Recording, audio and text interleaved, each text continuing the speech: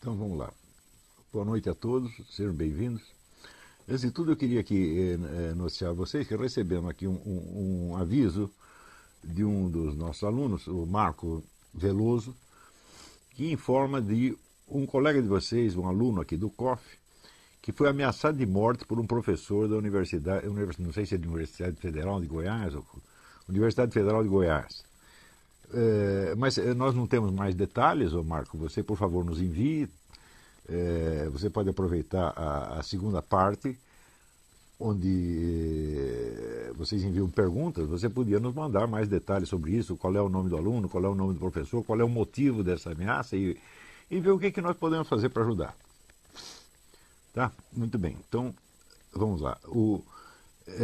Essa semana eu queria continuar com aquele tema da gnoseologia, mas alguns acontecimentos durante a semana me inclinam a voltar um pouco ao tema do negócio da escola de Frankfurt, porque apareceu um artigo num site chamado Pragmatismo Político, que na verdade é comunismo político, não tem nada a ver com pragmatismo, nem sei por que adotaram este nome, mas em que um indivíduo estranhamente ele dizia duas coisas me pareceram importantes e dignas de alguma discussão, porque refletem confusões que qualquer desse pessoal da esquerda militante pode fazer a qualquer momento. O primeiro é que ele dizia que, por incrível que pareça, o Olavo de Carvalho enxergou marxismo cultural no George Soros. E, em segundo lugar, ele dizia que a ideia de que há um conluio ou uma aliança entre o grande capital e os movimentos de esquerda é uma ideia que foi posta em circulação pelo Hitler, que não é exato. Muita gente antes dele já falava disso e continuaram falando depois. Então, essa segunda parte não tem muita importância. O importante é o negócio do marxismo cultural. Então, vamos esclarecer desde logo. O Sr. Jorge Soros, até hoje, ninguém sabe qual é a ideologia dele e qual é exatamente o alvo que ele está visando com todos os seus empreendimentos. Essa é uma questão muito confusa, mas uma coisa eu garanto para vocês, marxismo cultural não é. Não é, e eu nunca disse que fosse, nem poderia ter dito. Se nós perguntamos como que as pessoas, um indivíduo pode chegar a fazer esta confusão, nós temos que remontar a própria questão, vamos dizer, da ideologia. O que é uma ideologia? A ideologia começa sendo, vamos dizer, definida por Karl Marx como um... Não foi Karl Marx que colocou a palavra em circulação, foi Napoleão Bonaparte, né, que falava com desprezo das ideologues, que eram pessoas que defendiam propostas políticas de uma maneira aparentemente coerente, mas sempre baseado, vamos dizer, num grupo ativista, numa corrente que não era só de ideias, mas que visava de algum modo alcançar o poder e que raciocinava em função, então, dos objetivos desse grupo. Karl Marx definia a ideologia como um vestido de ideias em torno de uma ação concreta visando a objetivos muito materiais, muito precisos, e em função de um interesse de classe determinado.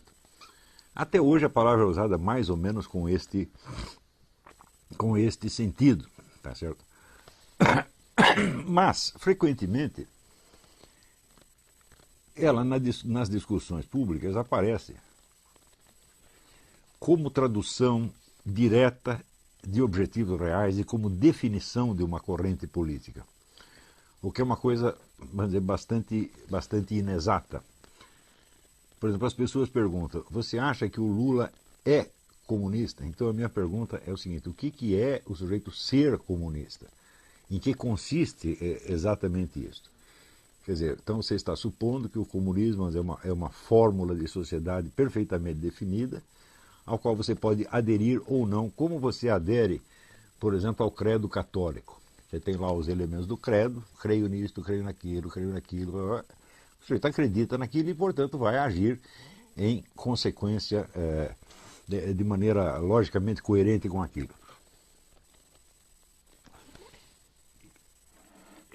E é claro que esta visão é tremendamente ingênua. Em primeiro lugar, porque não existe uma ideologia comunista, mas muitas diferentes.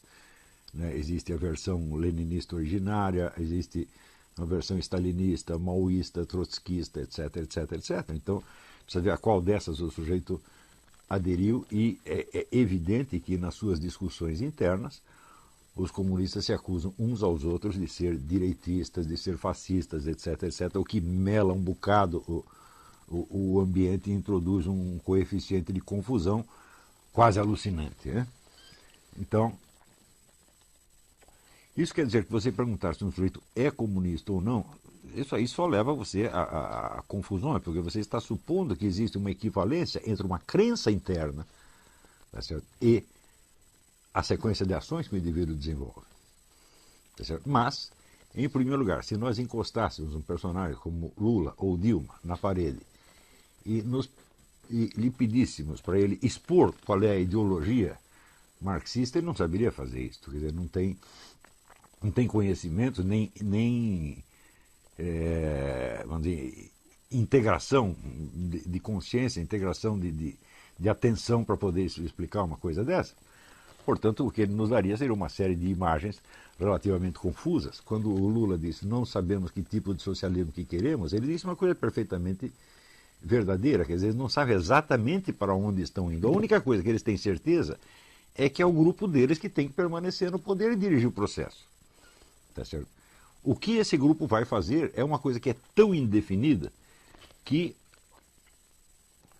pode passar desde a ideia de um governo de transição, ou seja, de um governo de acordos, como o próprio Lula disse, logo depois da sua primeira eleição.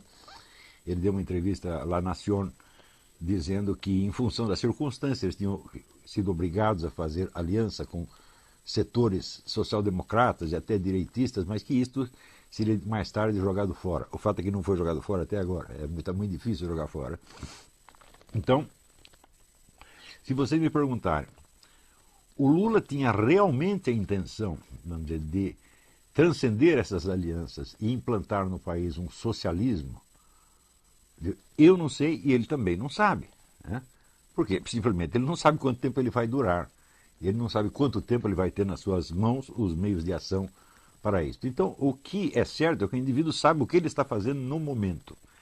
E a visão que ele possa ter do desenvolvimento posterior dos acontecimentos é geralmente nebulosa e contém um coeficiente de flexibilidade quase alucinante. Quer dizer, o governante pode fazer praticamente qualquer coisa, tá certo? E justificá-la em função ou de um hipotético objetivo futuro ou das contingências do momento, tá certo? De modo que você tentar definir os grupos políticos em função do seu rótulo ideológico é uma coisa que sempre falha.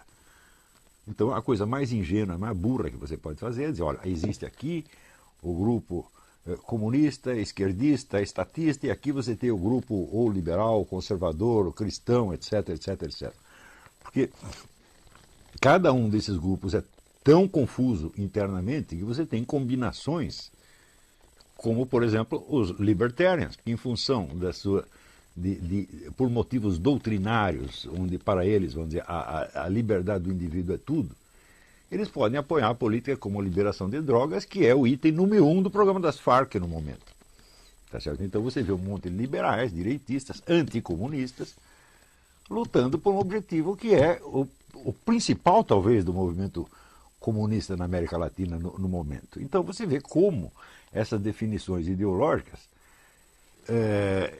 elas não nos ajudam de maneira alguma a responder a pergunta fundamental da ciência política, isto é, quem está lutando pelo quê e com que meios e por que percurso.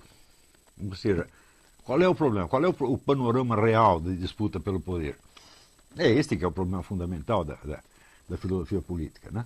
Quando Bertrand Russell disse que o conceito fundamental da filosofia política é o conceito de poder, ele estava montado na razão. Depois, quando ele tenta descrever quais são os tipos de poder, ele se mela todo, mas o conceito fundamental, ele acertou. Ele disse que o conceito de poder nas ciências sociais é tão importante quanto o conceito de energia na física. Bom, energia ninguém sabe exatamente o que é, e poder também não é uma noção das mais claras. Eu fiz o que eu podia para esclarecer isso, não fui o primeiro que tratou do assunto, mas uma coisa bastante óbvia é que o poder é uma possibilidade concreta de ação. A possibilidade abstrata todo mundo tem. Se disser, olha, eu quero ser papa, eu digo, bom, teoricamente todo mundo pode ser papa algum dia, tá certo? Mas quando eu digo possibilidade concreta, quer dizer que o indivíduo já tem de algum modo os meios de ação necessários para perfazer aquela ação e alcançar aquele objetivo. Esta possibilidade concreta é, vamos dizer, a de uma ação cujos instrumentos, de algum modo, já estão na mão do sujeito e que só falta ele acionar aquilo, de algum modo. Sem contar que outros podem ter outros planos e ter outros meios de ação que podem neutralizar, deter ou frustrar esta última. Tá certo? Mas o poder, de qualquer modo, então, podemos definir como uma possibilidade concreta de ação. Se você, isto aí se aplica, vamos dizer, a toda e qualquer ação humana. Por exemplo, você tem o poder de levantar essa cadeira e sair andando. Um paralítico não tem. E assim por diante. Se você é mais forte, você tem a possibilidade de ação concreta de bater no mais fraco e ele não tem a possibilidade de bater em você. Se você é mais rico, você tem a possibilidade de subornar um adversário e ele não pode suborná-lo de volta. Então, tudo isso são meios de ação. Quando nós falamos, vamos dizer, de uma ação ou de um poder político, nós estamos nos referindo a meios de ação que consistem em levar os outros a fazer o que o agente quer, de alguma maneira. De tal modo que esses outros ajam sobre a sociedade toda. Tá certo? Então, há um agente primeiro, que tem os meios de ação, há uma rede de agentes secundários, que são os seus instrumentos, e, por fim, você tem a sociedade inteira, que é o objeto sobre o qual esta ação vai incidir. Então, se o problema fundamental é saber quem tem o poder, quem está disputando o poder, quais os meios de ação que estão usando e qual o percurso a seguir, então a coisa mais evidente do mundo é que não dá para responder isso nos termos da ideologia. Não é isso? Então, o que você vê na realidade é uma mescla, tá certo, de planos globais, que eu já expliquei no debate com o professor Dugin, e até hoje ninguém desmentiu que seja assim, nem dá para desmentir porque é realmente assim, onde você identifica 3 grupos. E nenhum desses 3 grupos se define por uma ideologia explícita. Quando eu falo de um grupo russo-chinês, por exemplo, nós sabemos que a Rússia está numa fase de transição entre o que era o comunismo e o que é alguma outra coisa que vem a seguir que ninguém sabe exatamente o que é. Do mesmo modo, na China, você tem um esquema de poder que ainda é o mesmo do tempo do Partido Comunista, mas que agora se apoia sobre uma economia francamente capitalista. Então você tem um regime socialista com uma economia capitalista, tá certo? E você tem em volta uma série de países satélites, dos quais alguns estão loucos para se livrar do resíduo comunista, mas que, por outro lado, têm os seus, vamos dizer, as suas velhas alianças no mundo eurasiano e não desistiram dela completamente. Então eu digo, qual é a ideologia desse bloco? Hã? Se alguém me disser, eu dou um doce para quem disser qual é a ideologia. Nós vemos um esquema de ação muito, muito claro, tá certo? Que vagamente nós podemos chamar de eurasiano. Porém, na política concreta, por exemplo, do Vladimir Putin, eu não vejo eurasianismo nenhum. Eu vejo um projeto de restaurar o antigo Império Russo, usando talvez um discurso ideológico eurasiano como justificativa ou como meio de seduzir uma militância, ou coisa assim.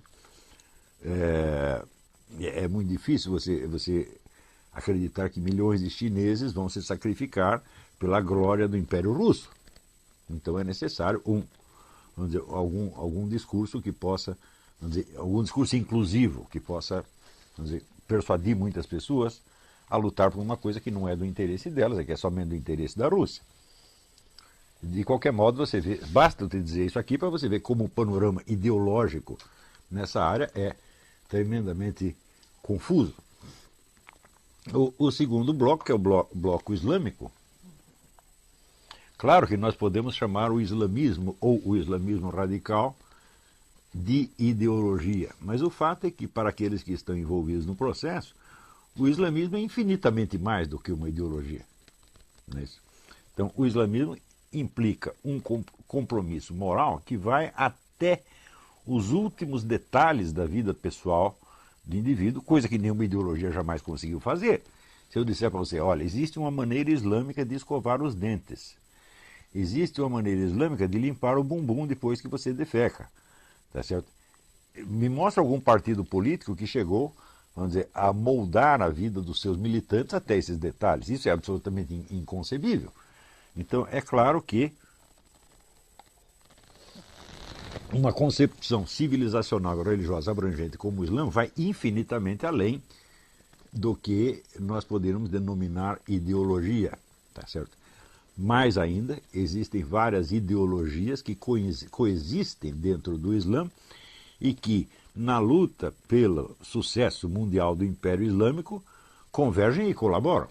Quer dizer, você tem desde pessoas que se dizem extremamente conservadoras, né? Aqui nos Estados Unidos você tem uma vasta massa islâmica que é conservadora, que vota no Partido Republicano, etc., etc., mas que estão aliados aos demais muçulmanos nas questões fundamentais. Então você tem duas ideologias completamente incompatíveis, nominalmente, as duas convergindo para uma mesma luta na escala civilizacional. E, finalmente, o terceiro bloco, que é o bloco que nós chamamos ocidental, o globalista, né? Bom, aí nós temos uma definição um pouco mais geral dos seus objetivos, mas que também vão muito além de uma ideologia. Ou seja, uma ideologia ela é necessariamente um discurso que você prega às massas, de modo a obter, vamos dizer, a adesão consciente e deliberada dessas massas. Por exemplo, você quer o socialismo, você quer a luta de classes para derrubar os malditos capitalistas e instaurar a sociedade sem classe. Ah, eu quero, então eu vou aderir a esta coisa aqui. Quando você vê o esquema globalista, ele não tem nada disso. Você não tem aqui um programa globalista claro e inequívoco que seja oferecido às multidões para que elas possam aderir à coisa. Ao contrário, você tem todo um leque de discursos ideológicos diferentes, dirigidos a grupos diferentes, que aderem em função dos interesses específicos do seu grupo. Feminista, gaysista, racialista, etc., etc. Quer dizer, são ideologias diferentes. Não é isso? E, para complicar um pouco mais as coisas, este grupo assimila uma parte do discurso islâmico e apoia, em certos pontos do globo, o avanço do islamismo, ao mesmo tempo em que, numa escala geopolítica, apoia também as iniciativas militares para conter a expansão do poder islâmico. Então, como definir essa imensa complexidade desse esquema de ação com um rótulo ideológico simplório? Então, é por isso que você dizer que o Jorge Soros, por exemplo, é um marxista cultural, falou, esse é o absurdo dos absurdos, eu nunca disse isso.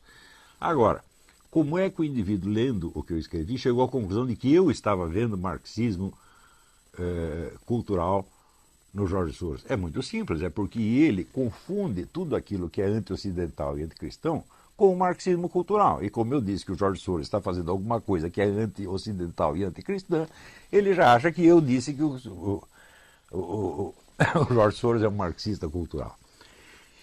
Muito bem, do ponto de vista mais específico ligado à Escola de Frankfurt, é muito importante você distinguir qual é, vamos dizer, a perspectiva de futuro que orienta as escolhas e as ações de várias pessoas com níveis de consciência completamente diferentes. Se você pega um filósofo, e não há como negar que, pelo menos os fundadores da Escola de Frankfurt eram filósofos no sentido estrito da coisa, quer dizer, tinham algum domínio da técnica filosófica, alguns deles eram homens de uma cultura monumental, que receberam, vamos dizer, melhor que a educação europeia podia lhes dar naquele momento, e que inclusive receberam na juventude uma influência profunda do judaísmo e do cristianismo. Ou seja, conheciam o judaísmo profundamente, conheciam o cristianismo bastante, tá certo? E estavam tentando responder a questões que seriam os de um filósofo judeu ou cristão na mesma época. Quer dizer, eles estavam interessados em coisas que também interessavam, digamos, a um Louis Lavelle ou a um Franz Rosenzweig, para dar um exemplo de um filósofo cristão e de um judeu. Isso quer dizer que o objetivo desses homens não era nenhuma mudança política imediata. Eles não estavam interessados em militância. Ao contrário, um dos compromissos fundamentais da Escola de Frankfurt foi não se meter com o Partido Comunista de maneira alguma, tá certo?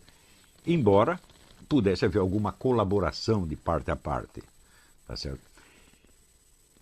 Os membros da Escola de Frankfurt, Horkheimer, Adorno, Leo Löwenthal, todos eles queriam preservar a sua liberdade intelectual, porque eles estavam interessados em questões filosóficas de verdade e não podiam assumir um compromisso de rezar segundo a cartilha de um marxismo vulgar que estava sendo disseminado para a Europa inteira e que era um alimento intelectual para retardados mentais. Eles não podiam se comprometer com isso.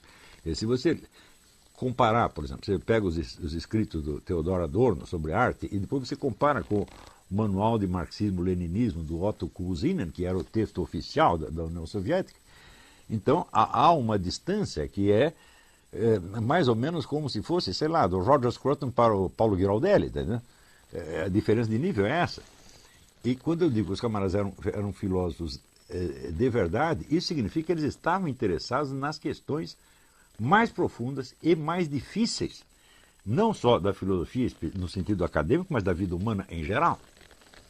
E, portanto, isso quer dizer que eles se defrontavam com o problema da morte e do objetivo último da existência. Todos eles se defrontaram com isso, né? Então, não eram militantes bocós, tá certo? Para quem o interesse por essas questões é um luxo burguês. Eles não eram isso de maneira alguma, tá certo? E acontece que eles tinham, de algum modo, o senso da eternidade. No início todos eles tinham, tá certo? Mas, por algum motivo, que é biográfico e deve ser estudado separadamente em cada caso,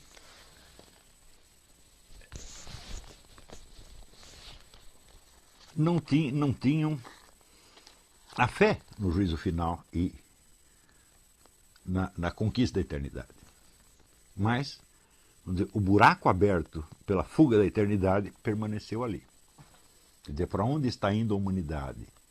Né? Tem uma frase de Hegel que calou muito fundo em todos eles, que é: quando examinamos o panorama da história universal, tudo o que vemos são ruínas. Então, eles viam esse imenso amontoado de ruínas e, sinceramente, não acreditavam que nada melhor fosse aparecer para diante, exceto ruínas. E, justamente em função disso, eles achavam que não havia nada positivo ao qual se pudesse aderir. E que a única função deles era continuar exercendo a sua análise crítica, a mais ousada e radical possível, sobre tudo que existisse. Então estavam literalmente realizando o programa, que não foi o da ideologia marxista, mas foi o do Marx jovem, que era a crítica radical de tudo quanto existe. Ora, se você está empenhado na crítica radical de tudo quanto existe, você não está empenhado na construção do socialismo, porque você também não acredita em socialismo. O socialismo é apenas, vamos dizer, uma etapa a mais da grande autodestruição universal. Mas, como eles só viam autodestruição para tudo quanto é lado, eles acreditavam também no preceito de Hegel sobre o trabalho do negativo. Quer dizer, aprofundando a autodestruição, aprofundando a crítica corrosiva, pode ser que surja alguma coisa mais interessante pela frente, ou pelo menos nos livramos, vamos dizer, daquela parte dos horrores que nós já conhecemos e sabemos como funciona. Então, coisas como, por exemplo, quando você fala de Herbert Marcuse, e ele fala da libertação do Eros, ele não está vendo isso com uma perspectiva utópica de que nós destruímos o capitalismo, então libera o Eros de todo mundo e todo mundo vai cair na gandaia e vai ser uma maravilha. Ele não era um idiota para pensar uma coisa dessa. A liberação do Eros fazia parte do mesmo processo de autodestruição. E ele sabia disso. Mas, de algum modo, eles tinham assumido, vamos dizer, também o lema que foi, vamos dizer, do primeiro jornal onde Marx escrevia, que era Vorwärts, para diante, vamos para frente, vamos aprofundar a destruição e vamos, não sei o que vai dar. Esse é o espírito da escola de Frankfurt. E é evidente que isto dá um reforço muito grande a qualquer movimento político que esteja a fim de destruir alguma coisa. Porém, a liderança e a militância desses movimentos, em geral, acredita realmente que você realizando esta parte do programa, as coisas vão melhorar para alguém. Por exemplo, se você vê assim, a felicidade, né, apoteótica com que o deputado Jean Willis celebrou aquele primeiro e longo beijo gay numa novela da Globo outro dia, dá a impressão assim que aquilo é um anúncio da felicidade universal. Então, a escola de Frankfurt ajudou a produzir isso, ajudou de algum modo, só que a escola de Frankfurt não acredita que essa felicidade universal vai chegar, mas a militância pode acreditar. Então, vai usar elementos que saíram da escola de Frankfurt. Também é preciso ver que naquilo que se chama confusamente marxismo cultural, entra esse espírito corrosivo, negativo e nihilista, na verdade, da escola de Frankfurt, junto com o esquema gramsciano. Quer dizer, Gramsci não é um membro da escola de Frankfurt. Ele nunca teve uma colaboração direta com o pessoal da escola de Frankfurt e, certamente, o objetivo dele era implantar um regime socialista mesmo. Você vê naquelas... algo do espírito utópico, utopicamente esperançoso do movimento socialista, ainda está vivo no Gramsci. Você vê isso naquelas historinhas infantis que ele escrevia para a filha, né, prometendo um mundo onde tudo será mais belo. Então, quer dizer, ele não participa do estado de espírito analítico corrosivo da escola de Frankfurt. Né? Porém, esse estado de espírito pode ser usado para fins que são os da Revolução Cultural Gramsciana. Também uma coisa que converge com a outra, mas não é a mesma coisa. Tá certo? Por isso é que eu não gosto muito, embora eu mesmo tenha usado esse termo, a gente às vezes, claro, você não pode ter uma clareza terminológica inteirinha pronta de uma vez para todas. A gente vai percebendo as coisas mais aos poucos. Então, no início, quando você está arranhando um assunto, você usa os termos com que a coisa é designada no debate geral. E depois que você os examina. Isto faz parte da natureza da filosofia. Já expliquei para vocês. Isso é lição de Hegel. A dialética avança superando conceitos parciais ou até falsos. Mas você tem que usar os conceitos parciais porque são os únicos que você tem e são aqueles que são usados no debate público. Novamente, eu lembro que só existe uma dialética onde existe uma retórica antes. Então, o que é uma retórica? É uma arte da persuasão. É uma maneira de induzir as pessoas a fazer algo que você quer que elas façam. Então, o argumento retórico ele não é verdadeiro nem falso, ele tem que ser persuasivo. Ele pode coincidir com a verdade, pode coincidir com o erro. A retórica não visa enganar as pessoas, mas também não visa lhes dizer a verdade. Então, visa apenas a induzi-las a uma determinada ação. Se não há uma multiplicidade, uma rede de discursos retóricos circulando na sociedade, a mente dialética não tem o que examinar, porque a dialética é a confrontação dos discursos retóricos contraditórios e a sua articulação e comparação em termos mais rigorosos para chegar ao quê? A uma proposta de ação? Não, para chegar a uma aproximação da verdade naquele debate. Então, é claro que todo exame dialético parte de termos usados retoricamente, que mais tarde, no curso do exame, você vai superar e jogar fora. Então você diz, mas antes você usava o marxismo cultural, agora você não usa mais. Mas isso é natural, isso é inevitável no exame filosófico, meu Deus do céu. Se eu não partir de conceitos parciais que estão circulando na discussão pública retórica, eu vou examinar o quê? Não é isso? Então, o dialético ele está perante os discursos retóricos como um juiz está perante os discursos das partes. Quer dizer, você vai ter que partir dos elementos que as partes lhe forneceram, contra ou a favor. É isso que você tem na mão. E, no curso do exame, você vai superando aquilo e você pode, chegar, a uma aproximação da verdade que confirma um dos lados, desmente os dois, confirma os dois, pode dar qualquer coisa, né? Então, o primeiro problema que eu vejo, né, no conceito de marxismo cultural, embora eu mesmo o tenha usado provisoriamente, é que a perspectiva gramsciana não é a mesma da Escola de Frankfurt. A Escola de Frankfurt nada tem de utópico. Eles não acreditam em nada. E quando propõem coisas como, sei lá, revolução sexual, etc., etc., para eles isso tem um caráter experimental.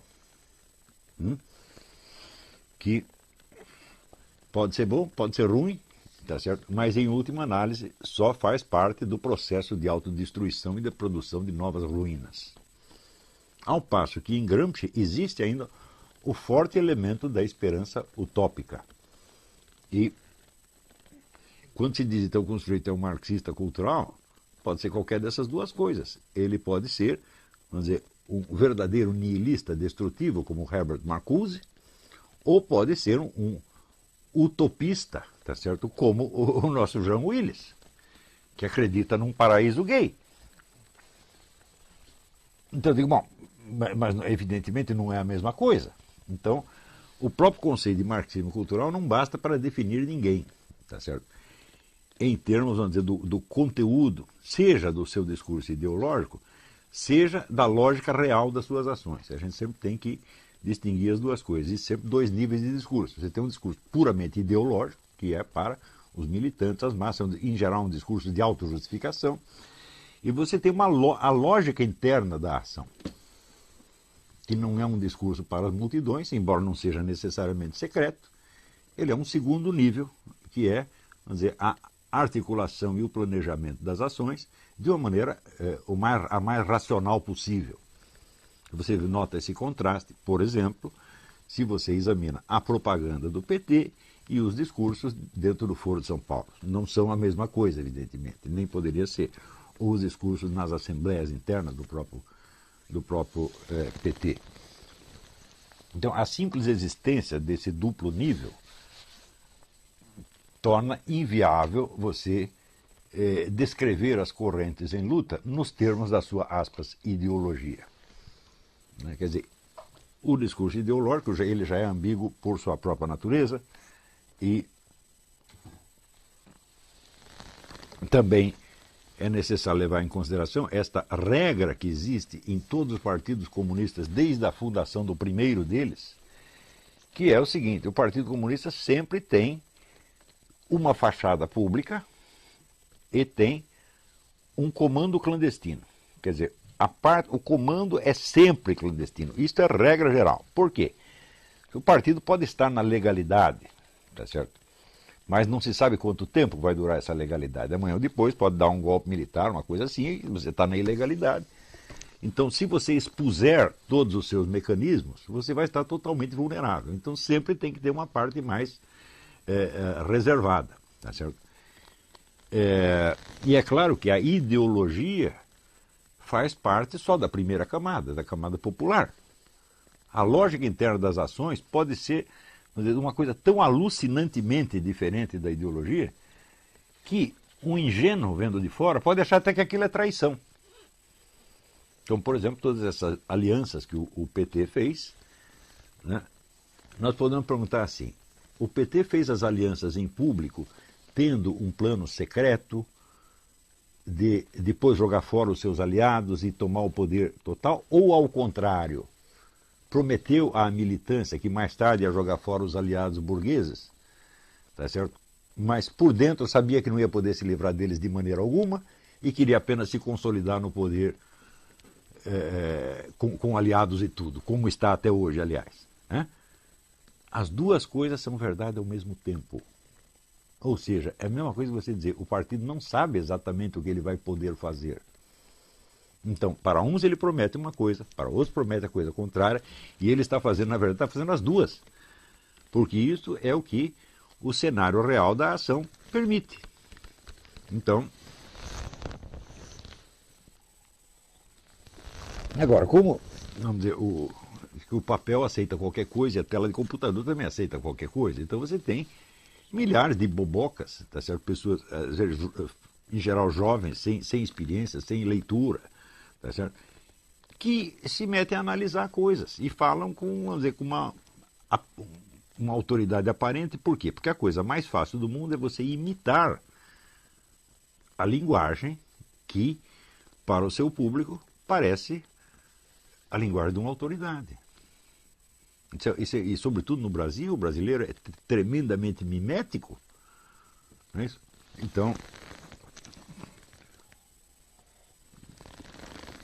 isso evidentemente cria uma confusão e nos obriga, às vezes, à pior e mais difícil das discussões, que é aquilo que na retórica antiga já chamava-se o genus admirabile. O que é o genus? Veja, tem vários gêneros de discurso retórico, e um deles chamava-se genus admirabile, por ser o mais difícil, que é o quê? É o discurso feito para um juiz inepto. O juiz que não compreende o que você está dizendo. Então, toda hora eu estou me metendo em discussões desse tipo, que é o genus admirabile, porque eu sou obrigado a me explicar para alguém que não só não está entendendo, como naquele momento, pelo menos, não tem a capacidade de entender. E, evidentemente, quando você faz isso, você cria no seu interlocutor uma irritação, uma raiva. E o indivíduo sente que você o está enganando, porque simplesmente a coisa é mais complexa do que ele tinha imaginado. E, como ele já equacionou tudo em termos de duas ideologias em conflito e me nomeou defensor de uma delas, quando eu começo com a complexidade da coisa, ele só pode achar que eu estou enrolando. Isso já aconteceu 1000 vezes. Tá certo? Mas, vamos dizer, esse é, na verdade, o problema, talvez o problema mais sério do Brasil. Quer dizer, é uma camada imensa de pessoas ineptas e que tomaram partido de alguma coisa na qual elas acreditam. E acreditam que o seu interlocutor está fazendo a mesma coisa. Por exemplo, este rapaz que eu estou mencionando, que chama Leandro Dias, ele, para provar que eu disse que o Jorge Soros é marxista cultural, ele cita alguns artigos do Mídia Sem Máscara que dizem que estão nesse sentido, só que não são artigos meus. Por que ele pensa isso? Porque ele acredita que o Mídia Sem Máscara é um jornal como os jornais do Partido Comunista, onde tudo é escrito de acordo com o consenso. Você reúne, o pessoal discute qual é a linha, e daí todo mundo escreve dentro da mesma linha. Ele acha que é assim, mas o fato é o seguinte, os artigos do Mídia Sem Máscara, eu jamais os leio antes de ser publicado. Não tenho a menor ideia do que as pessoas vão escrever ali. Eu simplesmente abri aquilo para dar um espaço para pessoas que não tinham onde expor as suas ideias, quaisquer que fossem. Né?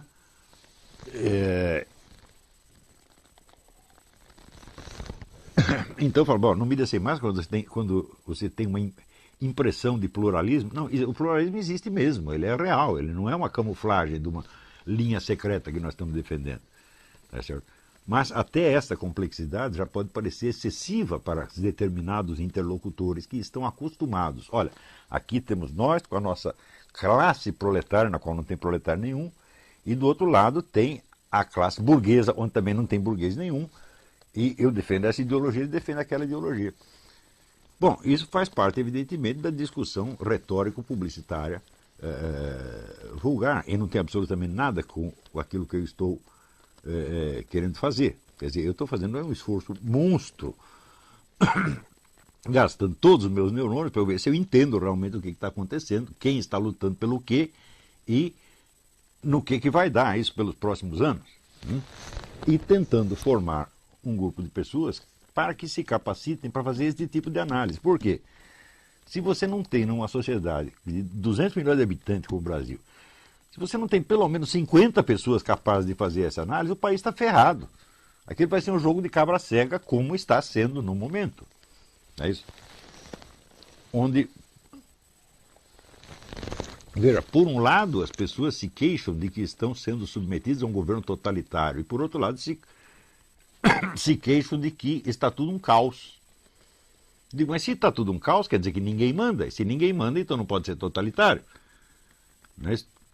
Mas acontece que existe essa tendência totalitária, essa tendência caótica ao mesmo tempo, e existe ainda a possibilidade de o esquema totalitário tentar se aproveitar do caos e a possibilidade de o caos diluir os planos da minoria totalitária. Tudo isso pode acontecer e está acontecendo.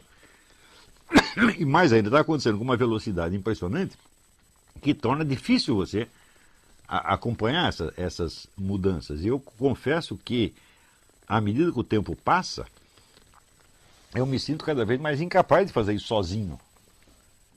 Precisa mais gente.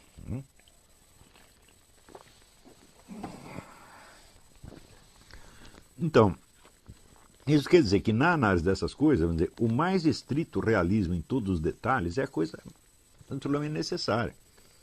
E o desejo de você se autodefinir e de defender os seus valores e de persuadir pessoas só pode atrapalhar. Por exemplo, tem um monte de pessoas conservadoras, cristãs, etc., que usam esse conceito de marxismo cultural, mas de uma maneira evidentemente confusa.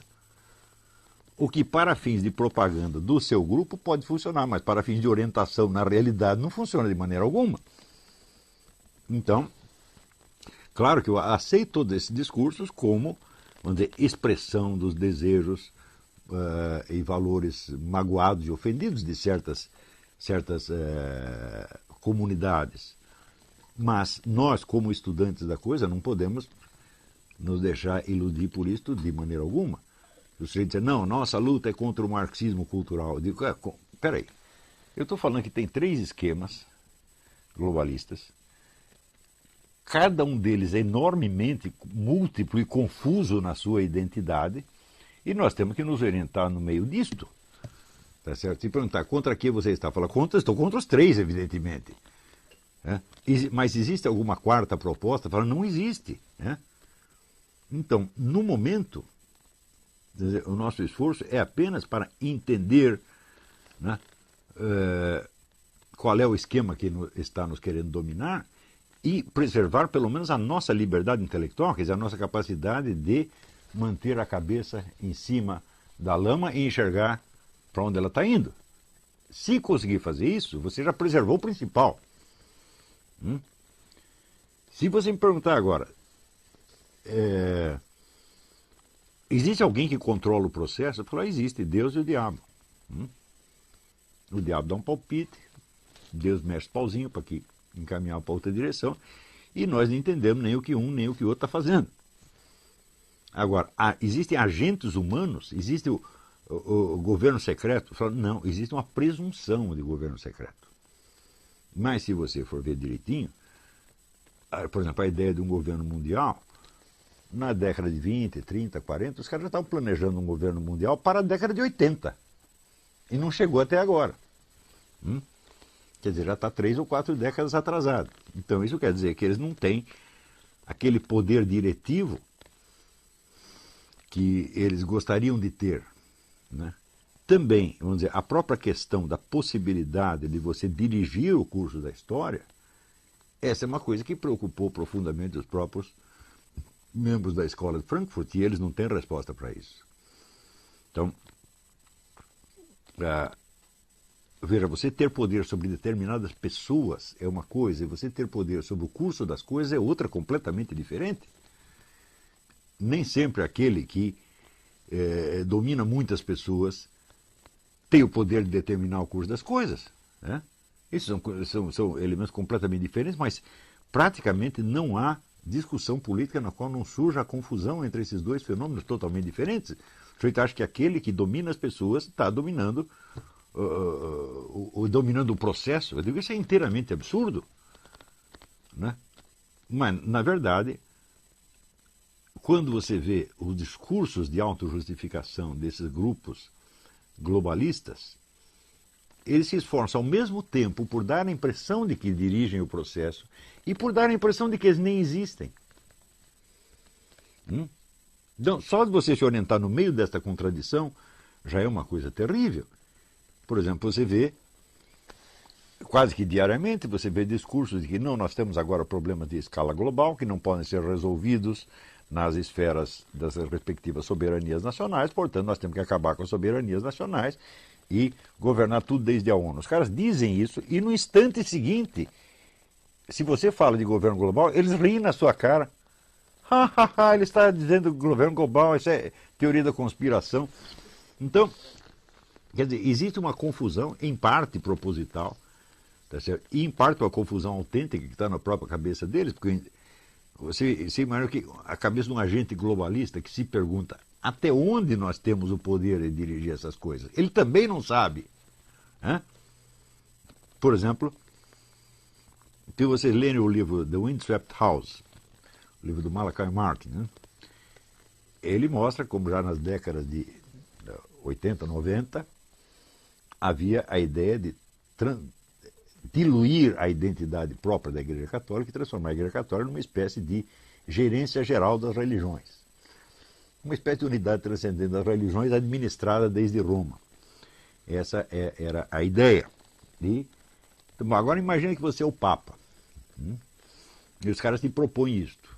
Eu digo, muito bem, você pode, num primeiro momento, ficar escandalizado, falar, não, eu sou o Papa da Igreja Católica, só a Igreja Católica tem os meios de salvação, eu não quero misturar a minha igreja com essas falsas religiões, ou falsas revelações. Isso é um lado, isso existe.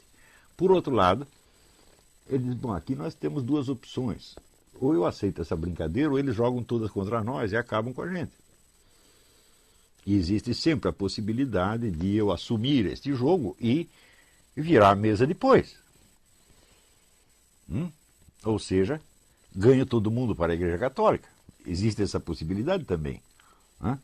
O que você faria se fosse Papa? Eu, graças a Deus, não sou Papa e eu não estive com esse problema na minha mão e não tenho como resolvê-lo. Mas eu vejo que os analistas da questão não são capazes sequer de se colocar esta dúvida que evidentemente esteve na cabeça de todos os papas desde João 23. Daí também a nossa dificuldade de analisar as declarações do Papa presente. Tá certo? Se você perguntar o que ele quer, fala, não tenho a menor ideia do que ele quer. Mas eu acho que ele também não tem. Mas ele não é burro, ele tem assessores, ele tem todo, vamos dizer, a gama dos dados inteiro está na mão dele, e ele, algum esforço ele deve estar fazendo para entender isso. E para desenvolver alguma linha de ação. Esta dificuldade existe na mão de todos os agentes. Qualquer que seja o caso, os nomes das correntes ideológicas nunca servem para você descrever um curso de ação real, embora eles sejam um componente inevitável. Porque tem gente que, quando a coisa fica um pouco confusa, ele diz, não existe mais esquerda nem direita, não existe mais comunismo. Claro que existe. Eles não são, vamos dizer, os esquemas gerais articuladores da coisa, mas eles são elementos que estão lá presentes. As ideologias não descrevem o panorama real, mas são elementos presentes no panorama real. Então, vamos dizer, o desejo urgente de se autodefinir, de tomar partido, eu entendo que é um desejo legítimo, sobretudo da parte de representantes de grupos que foram ofendidos, que são perseguidos, etc. Tudo isso é moralmente legítimo, tá certo? Mas intelectualmente tudo isso não significa nada. E eu certamente não fiz este curso para criar mais militantes do que quer que seja, nem mesmo das causas mais nobres do universo. Né? Porque militante nunca falta. Sujeito para tomar partido e sair falando, tem montes. Você não precisa fazer o seminário de filosofia para fazer uma coisa dessa. Né? Você pega lá um pouco de catequese na igreja, ou pega um manual de instruções do Sem Terra, do PT, e pronto, você está capacitado para fazer o discurso ideológico. Nós queremos algo mais. Algo mais cuja existência pode ser até mais discreta, mas é muito mais importante e mais vital para a sobrevivência humana do que tudo isso. Né? Nós precisamos garantir que a inteligência humana não será submergida, tá certo? Pela maré de confusões, mentiras, alucinações, etc, etc. Isto é muito mais vital do que lutar pelo que quer que seja. Porque se você luta e não sabe contra o que está lutando, o outro também não sabe, tá certo? Então provavelmente vocês vão se matar por nada. Né? Então muito bem, vamos fazer uma pausa, daqui a pouco a gente volta. Então vamos lá, eu vou responder poucas perguntas porque eu estou muito cansado hoje, vocês me desculpem, mas em primeiro lugar, essa questão aí da ameaça de morte, aqui nós temos duas versões, uma baseada no que foi publicado no Facebook, que foi mandada aí pelo Marra Signorelli, e outra que foi mandada pelo Marco Rossi, que é baseada em testemunhos orais. Quer dizer, o indivíduo teria feito pelo Facebook apenas uma ameaça de agressão, mas oralmente para outras pessoas tinha ameaçado dar um tiro no rapaz. Eu acho que essa é uma questão policial, você tem que imediatamente procurar um advogado e dar uma queixa-crime aí, não tem que esperar não. Você não vai esperar o sujeito executar a ameaça para depois tomar alguma providência. A ameaça em si já é um crime, evidentemente. Se você tem testemunhas, se existem testemunhas de que o indivíduo ameaçou de dar um tiro no rapaz, então tem que dar uma queixa anteontem. Não tem que esperar ele dar o tiro, não. Ou dar o tiro ou desistir de dar o tiro, né? Aqui tem uma pergunta do André Luiz, uma pergunta muito interessante. Ele diz, no vídeo Imaginário a Unidade do Real, o senhor disse, se a filosofia de Kant pode ser escrita e publicada, é porque ela está errada em algum ponto. Veja se as minhas conclusões sobre essa frase estão certas. Kant, ao escrever sua filosofia, tem de admitir a unidade dele mesmo e dos elementos físicos à sua volta no espaço e no tempo, visto que ele levou tempo para escrevê-la. Se foi possível a publicação de seus escritos, fatalmente temos de admitir a unidade de uma infinidade de elementos físicos no tempo e no espaço. Bom, esse raciocínio não está errado, mas o que eu pensei não foi exatamente por aí. Quer dizer, que o Kant está provando a sua unidade pelo fato de publicar o livro. É claro que ele está, mas para raciocinar mais kantianamente, o fato é que se ele escreve o livro, publica o livro, é que ele espera que você, por trás, vamos dizer, da aparência gráfica, das letras escritas, apreenda a forma de um pensamento que é o mesmo que ele teve. Agora, se você não pode apreender nem sequer o ser em si de um elefante que está na sua frente, como você poderia apreender o ser em si de um fluxo de pensamento? Seria quase impossível. Então, a dificuldade que eu vejo não é que o Kant está entrando em contradição consigo mesmo, na medida em que ele prova a sua unidade ao escrever o livro, porque ele não nega a unidade do real, ele somente diz que ela se forja na nossa mente, que os estímulos que nós recebemos são totalmente caóticos e que nós, de algum modo, projetamos as nossas categorias, entre as quais a de unidade e multiplicidade, nos elementos colhidos da experiência, tá certo? Mas, mesmo nesse caso, nós só pegamos uma forma fenomênica, a questão da coisa em si não se coloca. Mas eu digo, bom, mas se eu exponho um pensamento, eu quero que apreendam apenas a sua forma fenomênica ou o pensamento mesmo. Então, esse problema ele não chega a se colocar, ele não está, aparentemente ele não está consciente disso. Tá certo? Então, o que eu vejo não é o problema de Kant estar se desmentindo, mas o fato de Kant estar esperando que o leitor faça uma coisa que, de acordo com a teoria do Kant, o leitor não poderia fazer.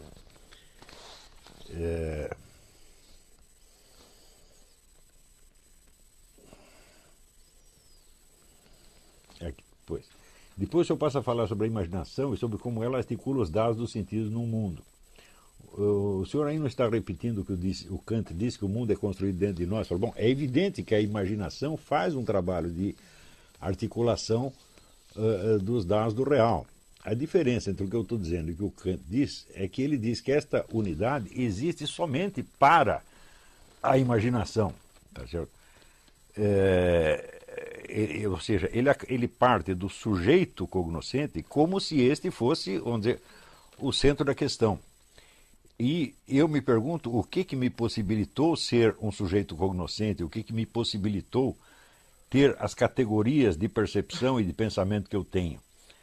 E eu vejo que tudo isso aí já tem, na sua raiz, uma relação com o mundo físico que nos rodeia. Ou seja, as nossas categorias de pensamento não estão no nosso cérebro. Aliás, se fala que está no cérebro, o cérebro também é apenas uma parte do mundo físico e é uma percepção que eu mesmo tenho do meu mundo físico, de maneira que a coisa entra num círculo vicioso. A imaginação faz sim esse trabalho, mas você não articula as coisas pela pura força da sua imaginação. Você joga sempre com elementos que você colheu do próprio mundo exterior. Por exemplo, as direções do espaço. Tá certo? Se as direções do espaço fossem somente uma forma da nossa percepção, então elas poderiam ser somente percebidas, quer dizer, você não poderia se deslocar efetivamente dentro delas. Tá certo? Elas aqui se deslocariam dentro de você de alguma maneira. Então essa é uma das partes que eu acho que no Kant está muito mal explicado a coisa. Mas a função articuladora e unificante da imaginação eu não posso negar, porque isso é o óbvio dos óbvios. Ele diz, daí o senhor diz que não é possível ter um conhecimento intuitivo da unidade do real, mas uma demonstração por absurdo. Bom, de fato é possível ter uma demonstração por absurdo, mas a demonstração pouco significa. Eu acredito que a unidade do real ela é um pressuposto de qualquer conhecimento que você tenha. Tá certo? Então, ela não pode ser um objeto de conhecimento na medida que é um pressuposto.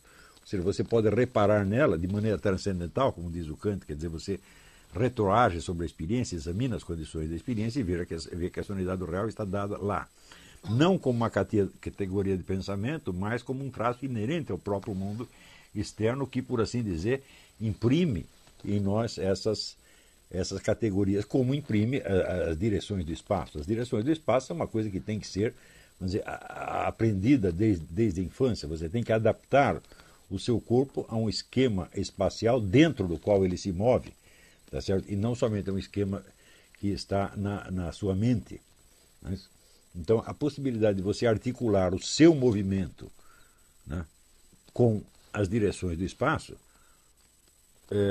prova que elas não são apenas uma forma da nossa percepção. Elas são também uma forma da nossa percepção, mas não podem ser só isso.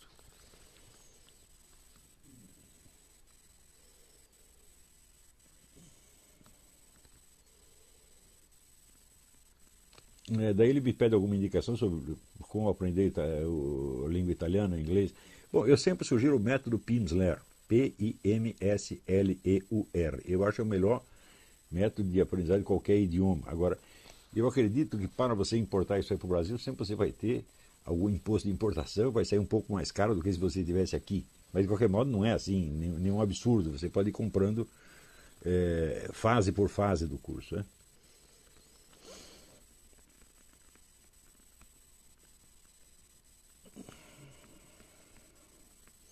Aqui o Wagner Bento perguntou: eu poderia escrever como eram as aulas com o padre Laduzan na PUC do Rio de Janeiro? O padre Laduzan tinha um método muito característico. Ele colocava uma questão, ele primeiro articulava uma questão, depois ele abordava essa questão desde o ponto de vista das várias escolas de filosofia, desde o começo dos tempos, assumindo aquela posição como se fosse a dele. E no dia seguinte ele fazia a crítica daquilo desde o ponto de vista de uma escola subsequente. E daí apresentava um segundo ponto de vista, um terceiro, e um quarto, e um quinto, até que no fim ele propunha uma solução dele mesmo, geralmente inspirada na escola fenomenológica da qual ele era um representante. De modo que ali você aprendia a assumir as várias filosofias, isso era importantíssimo, não apenas como dados históricos, mas como possibilidades do seu próprio conhecimento. Quer dizer, de certo modo, você era Parmênides, e era Heráclito, e era Platão, e era Aristóteles, e assim por diante. Quer dizer, você tem a pegar uma dimensão parmenídica do seu pensamento e da sua percepção do mundo, depois uma dimensão heraclítica, de modo que a absorção dos filósofos não era cultura histórica, era um treinamento de técnica filosófica. E isso que era o mais maravilhoso nas aulas dele. Existem algumas apostilas que sobraram, elas dão uma vaga ideia do que era, mas ele não documentou muito bem o ensino que ele deixou. E, além disso, a escrita dele é um pouco dura, porque o português não era a língua originária dele. E no oral ele compensava muito bem isso. Se não dava certa frase de um jeito, ele fazia de outro, e no escrito não dá para fazer isso.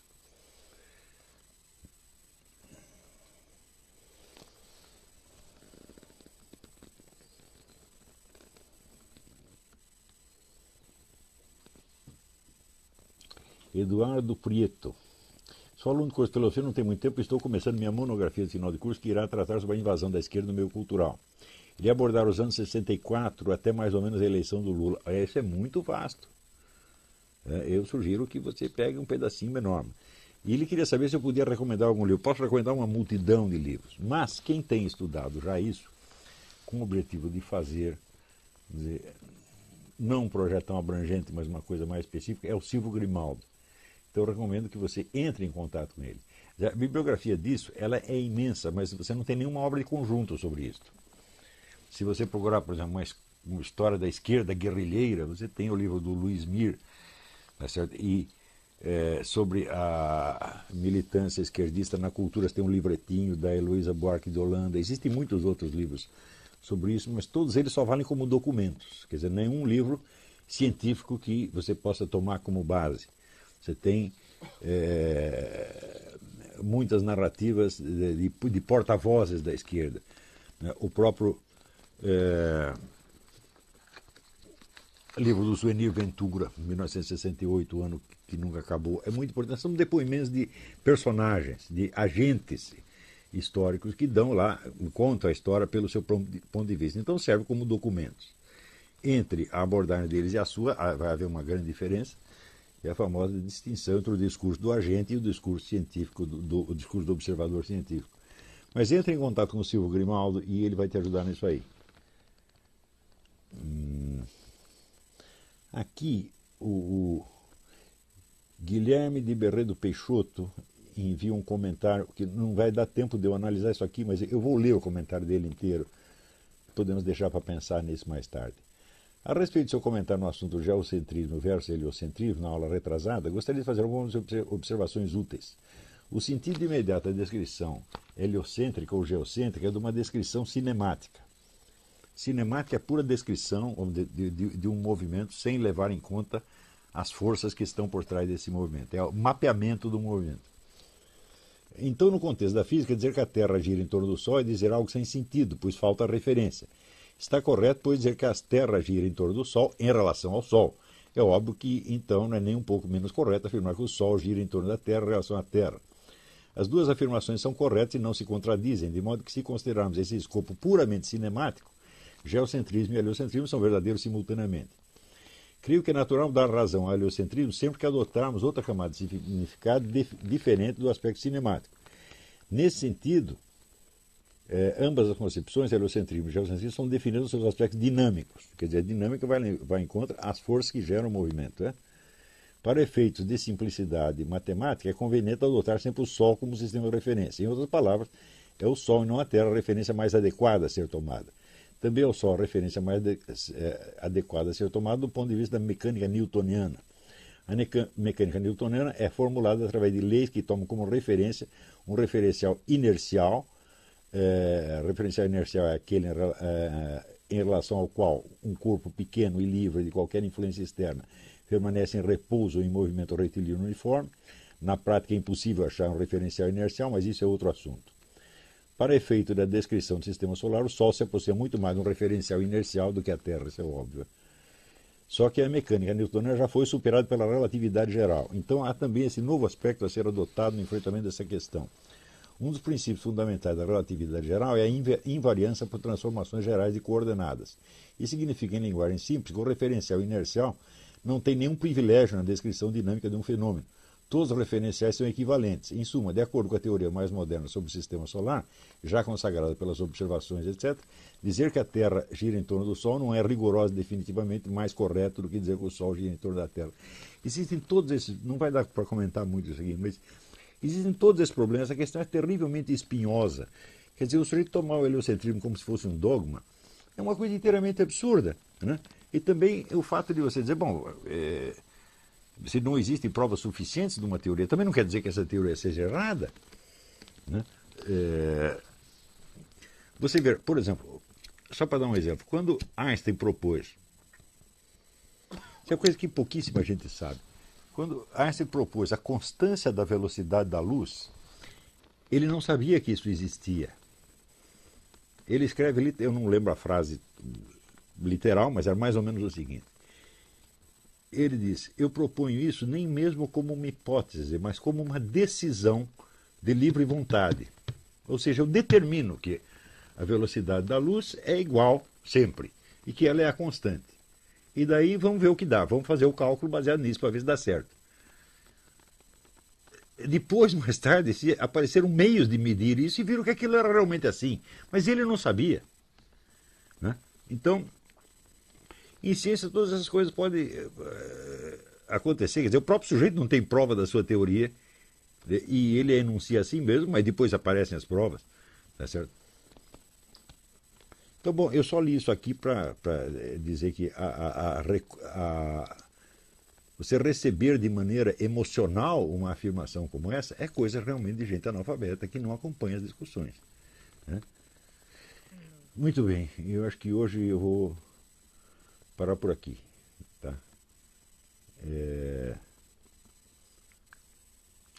Só para terminar, o Zé Carlos pergunta, posso enviar minha dissertação de mestrado sobre Santo Agostinho? Pode, claro que pode, manda para o meu e-mail que você tem, olavo@olavicarvalho.org.